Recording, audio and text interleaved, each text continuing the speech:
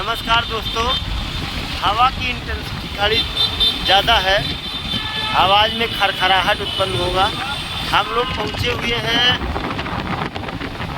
बंगाल में हुगली नदी पर स्थित कोलकाता में ये हावड़ा ब्रिज, जो रविंद्र सेतु के नाम से जाना जाता है, लेकिन प्रचलित है हावड़ा ब्रिज से, जिस पे हम सभी लोग पहुँचे हुए हैं।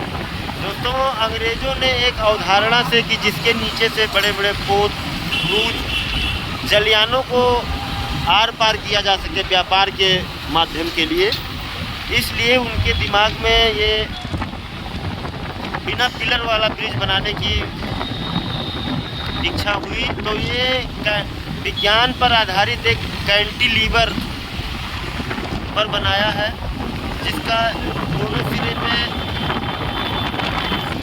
पिलर के द्वारा रोका गया है और लटका दिया गया है।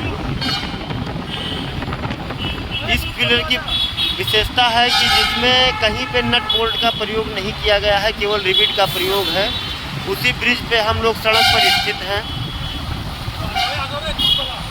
तो रोड पे होने पर उसका जो एक्चुअल कलाकृति है वो नहीं दिख रहा है। धन्यवाद।